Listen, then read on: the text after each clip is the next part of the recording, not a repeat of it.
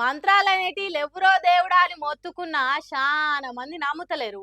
ఒకవేళ మంత్రాలే ఉంటే అవిటికి మనుషులను చంపేంత పవర్ ఉంటే మన దేశం బార్డర్ కాడ సైనికులు ఎందుకుండాలే? ఓ 10, 15 మంది మంత్రగాళ్ళని నేర్పించి ఓం భీమ్ అని ఉగ్రవాదులకు రోగాలు వచ్చేటట్టు వాళ్ళకై వాళ్ళే చచ్చేటట్టు చేయొచ్చు కదా! కానీ ఎందుకు చేస్తలేరు? ఎందుకంటే మంత్రాలనేటివి లెవ్వు కాబట్టి. అయినా కొంతమంది బుద్ధి తక్కువ పనులు చేస్తున్నారు. నెత్తిల మెదడు లేని ఘోరాలు చేస్తున్నారు గిట్లా. మంత్రాలకు చింతకాయలు రాలేయని వెనకట ఎప్పుడో చెప్పిండ్రు మన పెద్దలు. అయినా నెత్తిల మెదడు మోకాళ్ళ నుంచి అరికాళ్ళకు జారినట్టు చేస్తున్నారు కొందరు బాడవేగాళ్ళు. అభం శుభం తెలవని గీ ముసలమ్మను గొంతు విసికి చంపిండ్రట హౌలగాళ్ళు.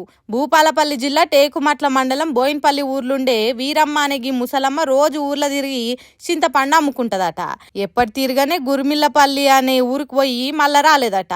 4 రోజులైనా ఇంటికి రాకపోయేసరికి చుట్టాలు ఎంకులాడితే గిరిమిల్లపల్లి ఊరు శివారుకు శవమైగా అనిపించిందట. ఈ ముచ్చట పోలీసులకు చెప్తే ఎంక్వైరీ మొదలు పెట్టిండ్రు. మరి సంపినోళ్ళు ఎట్లాగో దొరికిపోతాం అనుకున్నారో ఏమో గాని పోలీస్ స్టేషన్లో వచ్చి లొంగిపోయిండ్రట.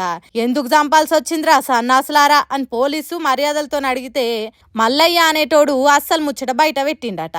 తన బిడ్డకు చాలా రోజుల నుంచి జ్వరం వస్తుంది, దానికి కారణం వీరమ్మ చేసిన మంత్రాలే అనే అనుమానం పెంచుకున్నాడట. కాబట్టి నా బిడ్డ బతకాలంటే వీరమ్మని చంపాలని సుట్టపోడు పుట్టకొక్కుల సీను దోస్తుగాడు సిద్ధు అనేటోంతో కలిసి ఈ ఘోరం చేసినామని చెప్పిండట. వానికి ఏమన్నా తెలివి ఉన్నదా? బుద్ధి లేని బడివేగాడు.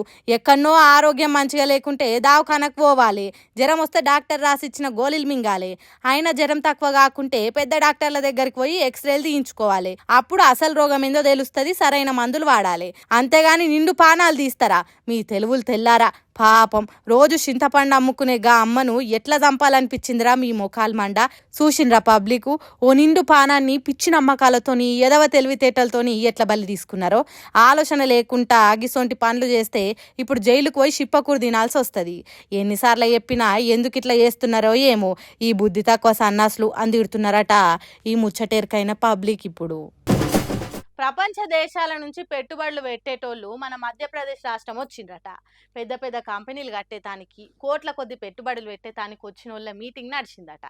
అదేనుల్లా గ్లోబల్ ఇన్వెస్టర్ సమ్మిట్ అనే మీటింగ్ జరిగిందట.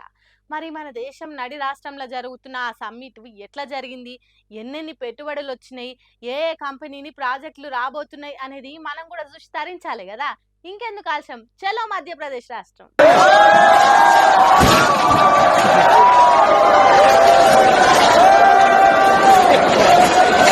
हमारे यहाँ इनको खाने को कभी नहीं मिलता, इन तरह फोकस करो बेचारे। हाँ हाँ जाओ जाओ जाओ, अरे देख लेना बेचारा खाने को नहीं मिलता। ఎట్లున్నది పెట్టుబడులు పెట్టేందుకు జరిగిన గ్లోబల్ ఇన్వెస్టర్ సమ్మిట్? కొత్త కంపెనీలు కట్టుడు దేవుడేరు గాని తిండి కాడ పెట్టిన దర్వాజాలు కూలగొట్టే కథ అయింది. మీటింగ్ ఎట్లా జరిగింది, ఎవరెవరు ఎన్నెన్ని పెట్టుబడులు ఒప్పుకున్నది ఎంత, ఒప్పించింది ఎంత, ఆఖరికి రాష్ట్రానికి వచ్చే రాబడి ఎంత అనేది ఏం లేదు. తిండి కోసం ఎగబడి భగవాన్ల కాడికి ఉరుకుడే కావాలి అన్నట్టు చేసిండ్రు. సమ్మిట్ ఏ గంగల కలుస్తేంది, నా కడుపు నిండు కావాలి, అసలే మంది ఎక్కువ ఉన్నారు, నేను వెనక పడితే ఆ బుక్కెడు బువ్వ కూడా దొరుకుతుందో దొరకదో అన్నట్టు చేతుల బొచ్చెలు పట్టుకొని కొట్టుకున్నంత పని చేసిండ్రు. ఇంతకు ముందు ఎన్నడన్నా తిన్నరో తినలేదో అన్నట్టు చేసిండ్రు.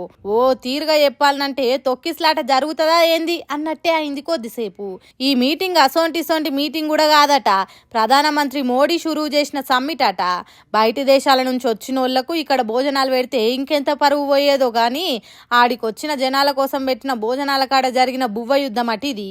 ఖాళీ ప్లేట్ల కోసం ఎట్లా కొట్టుకున్నారో చూడుండ్రి.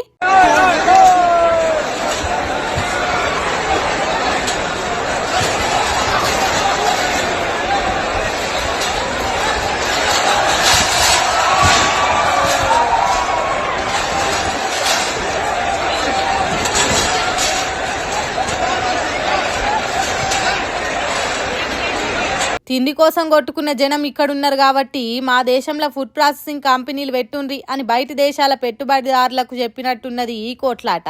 అట్లున్నాయి మధ్యప్రదేశ్ సర్కార్ పెట్టిన సౌకర్యాలు. ఏం చేస్తాం, సర్కార్కు తగ్గట్టు జనాలు, జనానికి తగ్గట్టు సర్కార్లు.